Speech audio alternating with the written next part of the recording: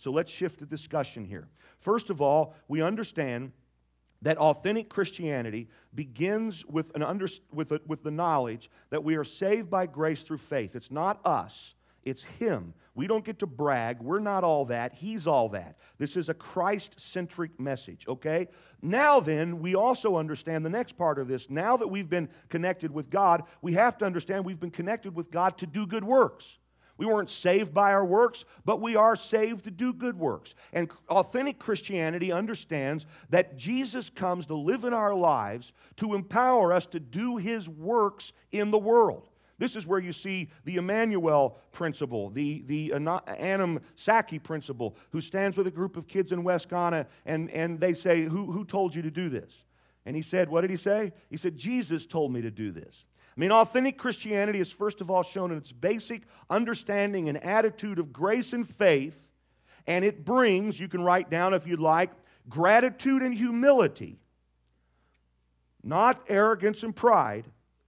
But then, authentic Christianity is tested now by whether or not we are, now knowing we've been connected to God by grace and faith, doing the works of Jesus, and not just following through religious duties and exercises in the world. See, a lot of times what happens is people's spiritual energy is spent trying to do works to gain the favor of God.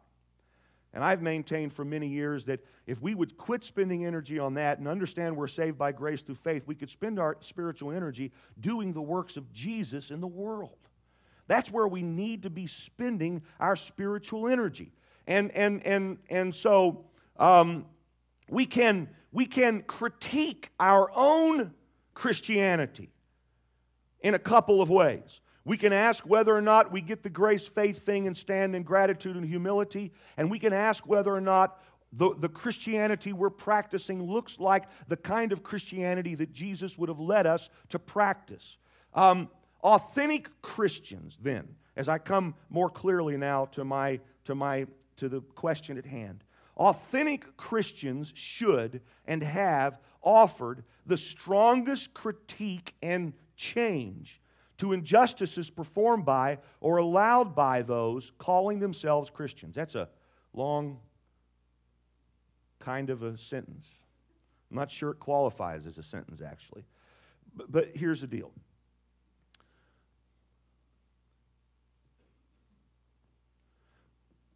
The greatest challenge to religious Christianity is authentic Christianity. And the question that must constantly be asked by those of us who call ourselves Christians is whether or not we are living out what authentic Christianity looks like.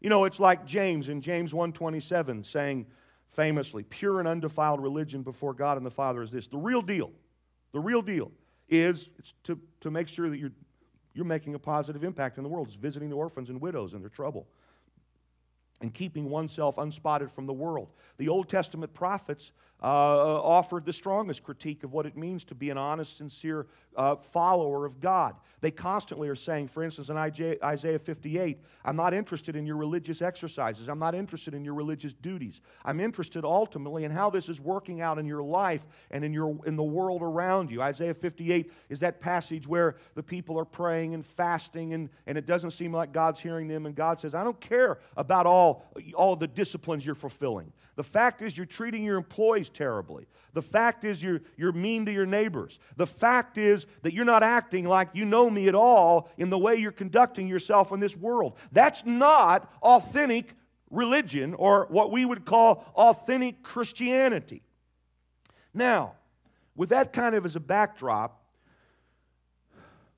as I've been wrestling with this subject, and I've been wrestling with it, and I look at the sins of religious Christianity, and man, are there plenty.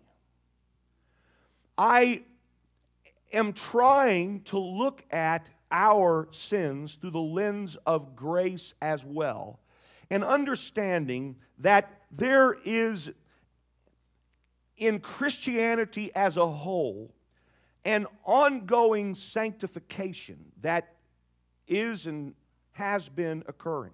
You know, when we talk about sanctification as individual Christians, we say basically, we understand we were saved by grace and faith, not on our personal merit. And we understand that when we come to Jesus, a process starts in our life by which He begins to work in us over time to change us and grow us and to make us more and more like Jesus. And we know that we're going to make mistakes. We know that we're going to fail at times. We don't accept it. We don't excuse it. We don't say it's okay. We just know that, in fact, that's the case. And some of us have been following Jesus for many, many, many years and have problems with some of the most basic things, basic attitude issues, right?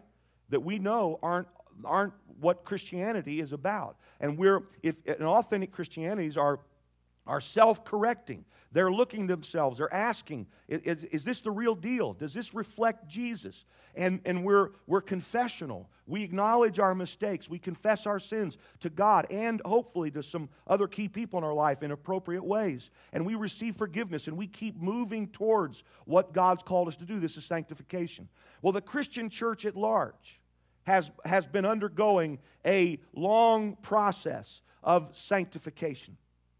And this sanctification involves Christianity as a whole, if you please, having made tremendous, egregious errors. But the answer to the errors of Christianity isn't to move away from Christianity, it's to become more Christian.